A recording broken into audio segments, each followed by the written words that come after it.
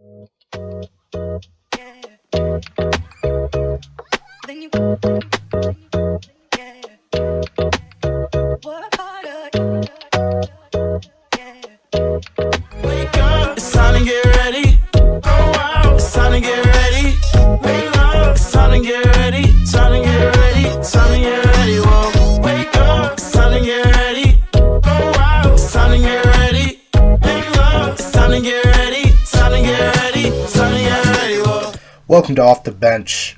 Straight off the bat, it's a tragic passing away of Kobe Bryant, Gigi, his daughter, and 7 other passengers in the terrible helicopter crash last week. My friend Stefan Watson made a great tribute to Kobe and his daughter. It's at the beginning of the video if you're watching on YouTube. If you're listening on Spotify or SoundCloud, that will be the cover art for this episode. If you want to check out more of Stefan's art, I suggest clicking the link in the description on YouTube. For YouTube viewers, if you're on SoundCloud or Spotify, go to the YouTube page, Off the Bench, with the logo that's seen in the intro video, and check him out. But my thoughts and prayers are with Vanessa and her family through this tragic passing. Anyway, moving on before I start getting emotional again, as I was when Kobe passed away. The NBA trade deadline was Thursday and came and went, and we had a ton of deals that went down. So I'm going to go through the big ones because there were some minor deals that were going down that really went under the rug. And there were just minor deals, but just 1 or 2 player exchanges, player exchange for cash. Not really implications on the playoffs. But these deals that I'm going to discuss have been talked about ad nauseum. But I'm just going to go through it, give you my thoughts, and I'm going to save the one for this team for last. Because that's why you're here. It's the New York-based sports. It's Off the Bench. Alright, so the first big deal was a huge move. A 4-team mega deal between the Houston Rockets, the Atlanta Hawks, the Minnesota Timberwolves, and the Denver Nuggets. Now the Rockets traded away Clint Capella to the Hawks along with Nene, and in return got Robert Covington from the Timberwolves, Jordan Bell, a 2024 Golden State Warriors second-round pick. The Hawks, as I mentioned, got Clint Capella, Nene, but the Timberwolves really got a huge haul. They got Malik Beasley, Juancho Hernan-Gomez from the Denver Nuggets, Jared Vanderbilt, Evan Turner, a 2020 first-round pick from the Brooklyn Nets. So this year's first-round pick of the Brooklyn Nets, and if Brooklyn struggles, that could be a lottery pick. And the Nets are in the 8th seed right now in the playoff picture the way at the time of this recording. The Nuggets got Shabazz Napier, who ended up getting traded to Washington, I believe, later in the night. I haven't really checked on that one yet. That was one of the... I believe Napier was traded away later on. But they also got Keita Bates-Diop. Never heard of him. Sorry, never heard of him. He's probably a bench player, but they also got Gerald Green from the Houston Rockets, Noah Vonleh, and the 2020 first-round pick from the Houston Rockets. So, outside of the Shabazz Napier confusion, which I don't think really is going to affect the Nuggets, I think they traded away Shabazz Napier for another guard from Washington, and Washington is so deep and under 500 that I just didn't even... Well, it's bad of me to say, but I didn't really care to check on what the Washington Wizards traded to the Nuggets for. But the Nuggets are in good shape. Noah Vonleh and Gerald Green should be good rotation pieces for them. But the Timberwolves really got a huge return, even though you can say the Atlanta Hawks won this deal because they got Clint Capella to pair up with Trae Young, and now they have a solid core to build with. and they have Clint Capella for a number of years locked down. The Rockets, you can say, why would you trade away your best player, your best asset, when you're trying to go for a playoff run, especially with Westbrook and Harden? D'Antoni's going back to that huge, extreme small ball lineup. At the time of recording, they beat the Lakers with the new lineup without Clint Capella, but then lost to the Phoenix Suns, I believe it was. So, give or take, they're going to go 1,000% into the Mike D'Antoni system, where they're just going to try to outscore you, hit more threes than you can. And in some cases it works, like against the Lakers, and in other cases it won't. And it's going to be very interesting to see how this Rockets team competes with the heavy dogs of the Western Conference. The Timberwolves actually brought in a lot of depth, I think. Karl Anthony Towns has been very frustrated with not winning a game since November. And now we'll get into the other trade they were in. But this, Malik Beasley, Hernan Gomez, Evan Turner, that's a lot of big, solid depth pieces for the Minnesota Timberwolves if they end up going on a run, which they could. They could sneak up on that 8th seed, but losing 11 in a row was a huge, huge tarnish. I don't think they're going to make the playoffs, but they'll be competitive enough, especially with the later trade we'll go into in a few moments actually. But they should be competitive and not be one of the worst teams in the Western Conference. Moving on to the Eastern Conference, the Detroit Pistons finally found a suitor for Andre Drummond's contract. The mic almost fell off. So, the Detroit Pistons got Brandon Knight, John Henson, and a second-round pick in 2023 from the Cleveland Cavaliers for Andre Drummond. Now, the thing with Cleveland is, I thought they were going to try their best to trade Kevin Love. I would have actually bought the idea that they would have shipped Kevin Love to Detroit in return for Andre Drummond, even though Kevin Love's contract is, well, a monster of a contract that not a lot of teams would want, especially not if you're the Detroit Pistons.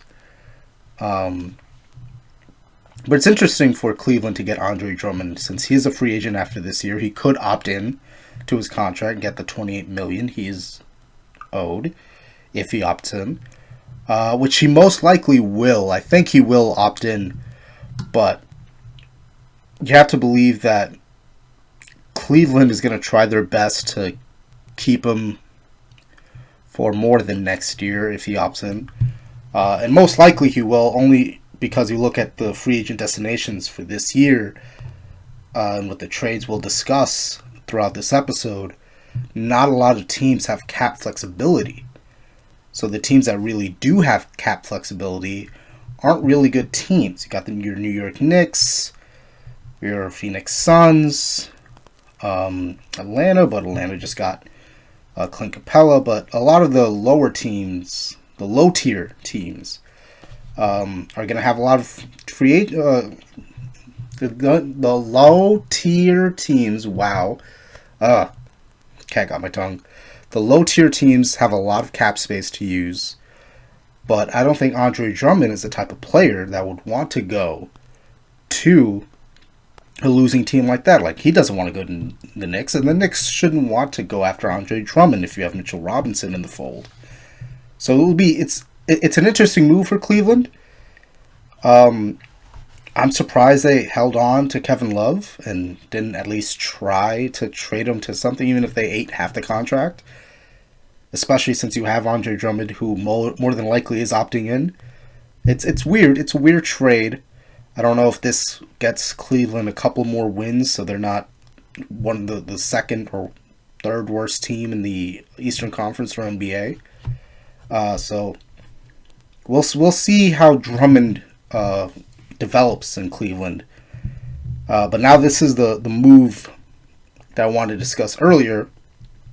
with the Minnesota Timberwolves, they actually got D'Angelo Russell from the Golden State Warriors.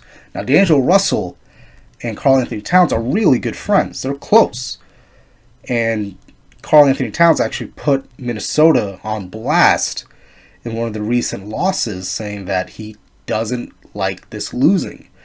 Basically saying that he doesn't like the way the team is set up and that he's tired of losing, and pretty much saying, if you telling the Minnesota Timberwolves front office, if you don't change things, I want out. And we know there's been connections to the Knicks and other teams throughout the league that would love Karl Anthony Towns' services.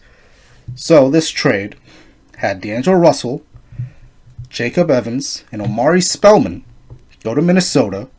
In return, Golden State gets Andrew Wiggins, a 2021 protected first-round pick. That's important. It's protected.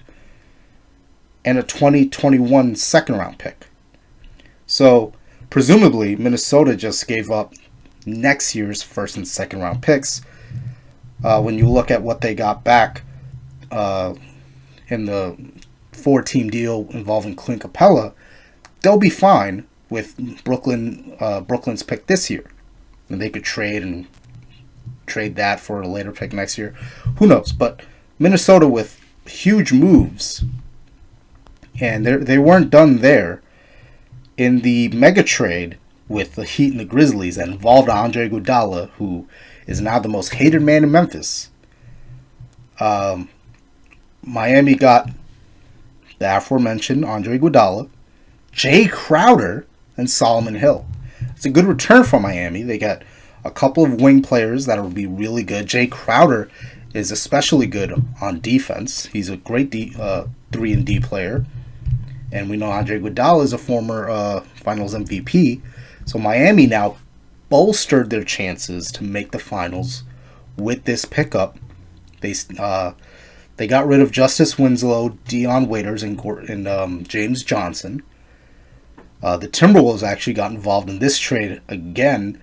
Flipped Gorju Dang for James Johnson after the Oklahoma City Thunder failed to put Danilo Gallinari's contract in there for Miami. And Memphis gets some good pieces. I mean, Gorju Dang is a decent center that can either come off the bench, more than likely, depending on where Jaren Jackson is placed. He can play the 4 or the 5. Dion Waiters is a solid shooter. And Justice Winslow can develop along with Ja Morant and Jaren Jackson. So you got a solid foundation in Memphis. They're fighting for the playoffs right now. So it's a young core. And if you're a Memphis Grizzlies fan, I'd be excited. I mean, you got rid of Andre Iguodala, which is what you've been trying to do, even though the thought process was you weren't going to compete, and Andre Iguodala would have been just sitting around or traded earlier rather than at this time in February during the trade deadline before All-Star break. But if you're Miami, you are now the number 1 competitor against the Milwaukee Bucks for the East, because Philadelphia is floundering. Toronto is playing better in the regular season, but they don't have Kawhi Leonard to go on that magical run they did a year ago. And everyone else in the East, I mean, Boston, you can make a case that they're the next team that could challenge the Bucks. But after this trade, I don't think anyone's going to get past Miami. They are the true dark horse to come out of the Eastern Conference. And again, Minnesota gets more pieces to build depth and be more competitive towards the end of the season. And I just want to go back to the Minnesota Golden State deal for D'Angelo Russell. Golden State, actually, Steve Kerr, the head coach of the Warriors, actually came out and said that from the get-go there was confusion about D'Angelo Russell's fit in Golden State, which begs the question. I understand the Warriors didn't want to lose KD for nothing. And you wanted something in return. So that's why they did the sign and trade with KD going to Brooklyn and then D'Angelo Russell going to the Warriors. But really, And no one expected Steph Curry to miss this many games this season and for the Warriors to be this bad this season. Right now, they're projected to have the number 1 pick and a tankathon, but really, you gotta question the thinking about D'Angelo Russell. That sign and trade. Maybe they could have done something differently, but you know what? It's neither here nor there. D'Angelo is now in Minnesota with his massive contract. He's with his good friend Karl Anthony Towns.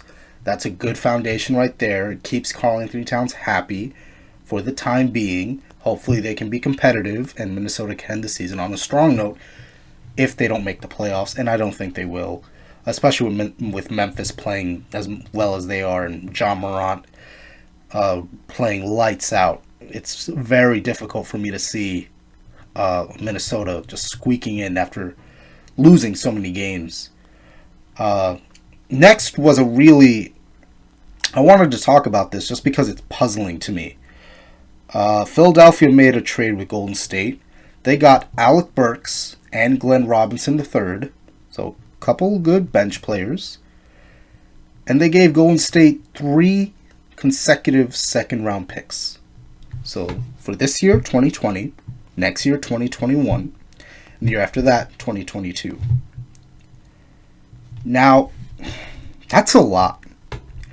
And if you remember about a year or two ago, a lot of NBA experts mentioned how first-round picks, unless it's inside the top 5, aren't valued as much because of the one-and-done deal and with the NCAA and just the type of talent that you can get outside of the top 5 isn't really crazy, or the LeBron James draft class that people once thought the draft would be. And that the second round picks have produced a lot of steals and a lot of good players. And that now those second round picks are treated as gold because of players that have come out in the second round. Remember, Isaiah Thomas was the last pick. In the first round, excuse me. But there have been a lot of players that have been selected in the second round that actually produced in the NBA. So it's very puzzling that Philadelphia would get Alec Burks and Glenn Robinson. And they're not bums. Let me get that straight. They're not bums. What I'm saying is to give up 3 second round picks in the NBA speaks to me that they're on the verge of going all in, but not totally going all in. Because yes, Alec Burks and Glenn Robinson does provide bench depth, which is what the Sixers need. They needed to improve their bench.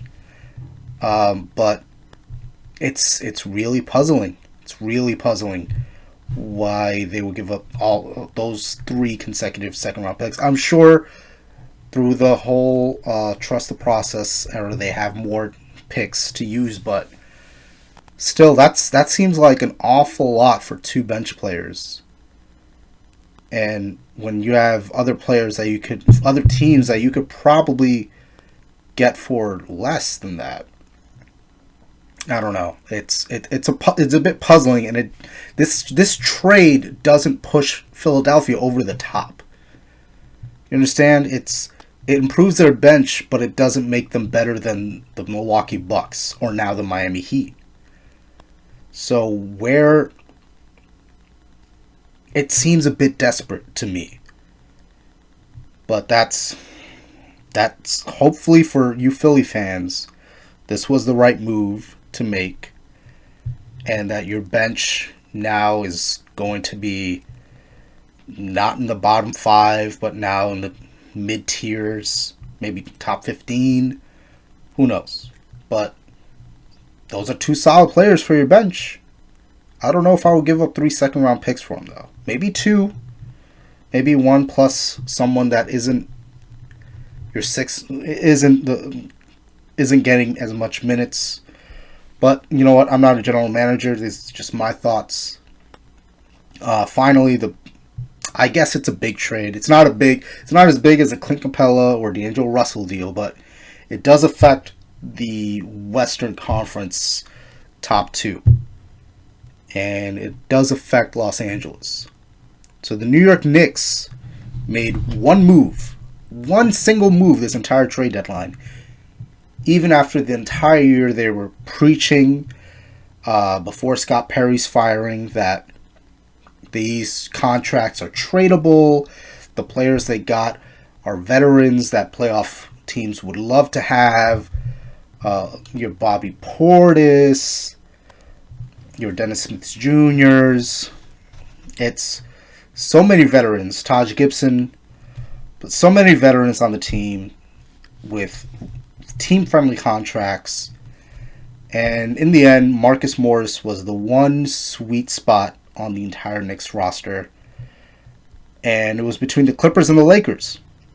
And the Knicks were asking the Lakers for Kyle Kuzma, Danny Green, and first-round picks.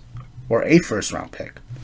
Now, if I'm the Lakers, and I know that the Clippers are pretty much my obstacle to get to the NBA Finals, knowing that the Clippers don't have as much, and once we get to this trade, I don't think that the Clippers gave up much outside of a first-round pick. But if you're competing against the Clippers, and you see if you're a Knicks fan, you'll know more than most. But Marcus Morris is having a hell of a year.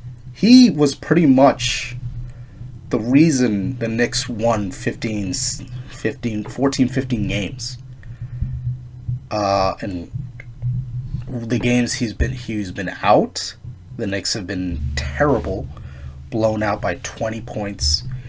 In some games he played, they were blown out as well, but it was for the entirety of this season up to this point, Marcus Morris has been averaging near 20 points per game. Mind you, he was a starter on a bad Knicks team. But if you're the Lakers, Kuzma has already been in trade talks before, even going back to last year. And LeBron is the type of guy once you're in trade talks, like, yeah, we'll be cool if you're still here, but if we don't win a chip, I'm going to tell the front office to try to move you. And the Lakers right now, they need to win this year because AD is still a free agent after this season. AD doesn't have to re-sign with the Lakers. And that was my big concern when they traded. The Lakers traded their entire youth, all their young prospects for Anthony Davis, is that he's only there for this year. He could easily leave and go to a different team. He could go to New York for all we know. But you really have to convince AD to stay with the championship. And that's really the only way.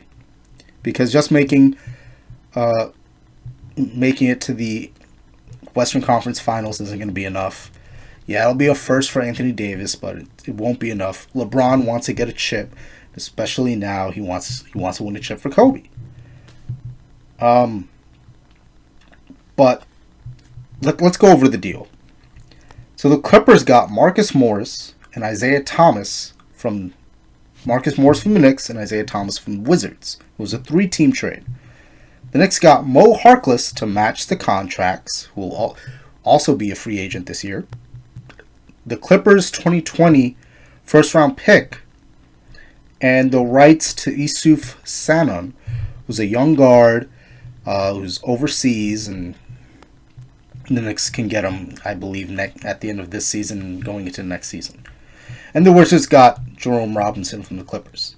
So really, you look at this, and Isaiah Thomas was quickly waived after this trade was completed.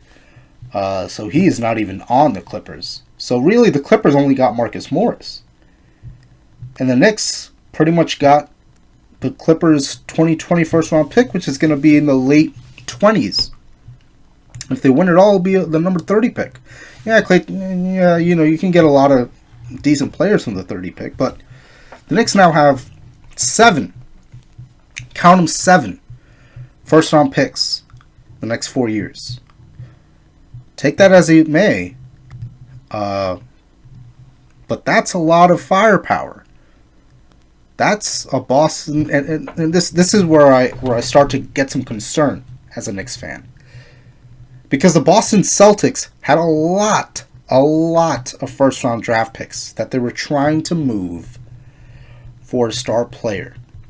Even when they traded for Kyrie Irving, it was pretty much just a Isaiah Thomas for Kyrie Irving swap. If we're being honest, that's all it was. But they wanted that extra player. They wanted that big name to come to Boston, and they were going to use those draft picks to bundle them up in a package deal and trade them to the nearest disgruntled superstar. Never happened. And now the Knicks, with Scott Perry fired, the plan right now, according to Woj, is for them to hire a CAA agent, Leon Rose, I believe his name is, to be their new general manager, president of operations. And Leon Rose is the type of cat that really has his foot in all these big name NBA superstars. He was also the representative of Karl Anthony Towns, and of course Speculation Station is going to say that since Leon Rose is now the president of basketball operations and he's bringing Worldwide Wes, who's really popular among hip-hop culture and around all the NBA superstars and athletes, the point is that now the Knicks can be cool. They're going to be on the same page as the Brooklyn Nets were last year. But the big difference between the Knicks hiring Leon Rose and the Brooklyn Nets of last year is that the Brooklyn Nets of last year really just brought on contracts that were bad and then went through a process and somehow got D'Angelo Russell to get his act together because of the whole Nick Young situation in Los Angeles. And D'Angelo Russell played lights out and got them into the playoffs last year. And that was really what sold, I think, KD and Kyrie to Brooklyn. Yeah, Kyrie was always a Nets fan, but when you look at the Knicks' 17-win season, which tied the worst for franchise history, versus a Brooklyn Nets playoff appearance, even though they got kicked out in the first round, a playoff appearance is more appealing than a 17-win season. And right now, yes, the Knicks are on pace to have a better record than last year. And yes, Mike Miller is doing a pretty good job as head coach. But they have a chance to build. And yes, 7 first-round picks. Maybe you can package those and trade them for a Karl Anthony Towns, maybe a Devin Booker who's tired of not making the playoffs. And it's just, you have to be really careful because the Knicks, yes, they have all these draft picks, but what are you going to do with those draft picks? I don't think the Knicks are in any position to attract any free agents, and this coming free agent class isn't that great. So I expect a lot of the veterans that are on the Knicks right now to stay with the Knicks. There's a lot of talk about Jeff Van Gundy and Mark Jackson possibly coming back as the general manager and head coach combo. I mean, that would be a great pipe dream, but I honestly doubt any of that will happen. I don't think either coach will get hired by the New York Knicks. And I think they'll stay at ESPN. What I think the Knicks should do is keep Mike Miller as head coach. Send Kevin Knox down to Westchester at the end of the year, at the beginning of next season. Don't even bother Kevin Knox with this, because what's going to happen now is that Marcus Morris is gone, so that small forward spot is wide open. And you have Mo Harkless, but Mo Harkless isn't going to do a damn thing starting at 3. So what Mike Miller is going to do is that he's going to give Kevin Knox all his minutes. But the important thing, and this was key in their most recent win, is that the young players need to play better. And if they don't play well, the veterans will take their spot. And right now, the Knicks are in a decent spot when it comes to that. I don't know if they're going to get any crazy talent. RJ Barrett is pretty much their best player now since Marcus Morris is gone. And he's still 19. He's still raw. Kevin Knox was projected to be like he had a KD body, but he was very, very raw. He is going to take years to develop, which is why I think he needs to go to Westchester for at least maybe a month or two of next season. You'll have him there's a team option for his fourth year, I believe, or third year. It'll be next year will be his third year. And Frank Ntilikina, he's been playing well, but it's that shooting that always gets Frank Ntilikina. So this trade between the Clippers obviously helps the Clippers, and it hurts the Lakers. And if you're the Lakers, I don't understand why not get rid of Kuzma and Danny Green. I understand that their perimeter defense is not great. And yes, against a Kawhi Leonard and Paul George team like the Clippers, who has so many shooters, so many all-around players, it's going to be tough without perimeter defense. And I know they're the number one seed in the West, but you can't let the Clippers beat you in a trade like this. And the sad thing is that the Clippers know that, and Marcus Morris wants to be with New York. He wants to sign a long-term deal with the Knicks, and the Knicks can most likely re-sign him in free agency. But the Clippers know that if all you had to do was get rid of Mo Harkless and a first-round pick, why not? And if you're the Lakers, yeah, if Kuzma isn't defending really well and Marcus Morris is playing out of his mind offensively and defensively, and you have to get rid of Danny Green too. And yes, Danny Green hits clutch shots. Yes, Danny Green is a great sharpshooter. But if you're in talks with Darren Collison because of your perimeter defense, there's no reason to keep this team together, which is why I'm concerned with the Lakers now. Lakers had a huge opportunity to get this team right, competitive, and championship galore all this entire year. But they thought that deal that the Knicks were asking for was too much. And there's a very strong chance that the Clippers are going to bounce the Lakers. If I were to put the Lakers and the Clippers in a 7-game series right now, I'd give the Clippers at the 6. No more than 6. Clippers in 6.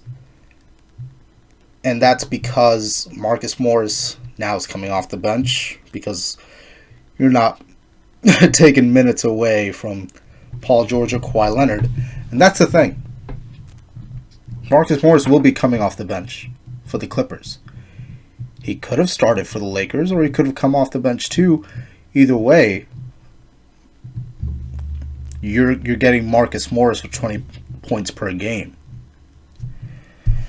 That's an NBA trade deadline. I mean, these deals are insane. I think Minnesota came out as the clear winners of this trade deadline day. Golden State got out of the D'Angelo Russell contract. Now they're just going to rebuild and probably get the number 1 overall pick because it's the Warriors. But the Knicks end up making a smart move for once. Who is that team? They're making wise decisions. They could have easily kept Marcus Morris in the typical Knicks fashion and got nothing from him. But the Minnesota Timberwolves, I mean, hopefully this new put-together roster makes Karl Anthony Towns very happy, and they go on a little run, barely miss the playoffs, and the whole narrative for next season will be, well, if we traded for D'Angelo Russell earlier, maybe the Timberwolves would be a playoff team, and then you can build off next year and then before Karl-Anthony Towns becomes a free agent, etc., etc. Again, I just want to thank my friend Stefan for making that lovely tribute at the beginning of the video to Kobe. I'm going to put it at the end of the video again, just in honor of Kobe and Gigi. For the YouTube viewers, I will leave his Instagram page for you to check out in the description. A like on this video would be very, very appreciated, YouTube. And a subscribe for more. Please support the channel. For the Spotify and SoundCloud listeners, please follow the page. We've got a lot more to talk about. We got baseball coming up soon. We're going to preview that right before the first pitch in March. Spring training is coming up. So we've got a lot to deal with here on Off the Bench. I want to thank you for listening. Please follow the channel, and I'll see you soon.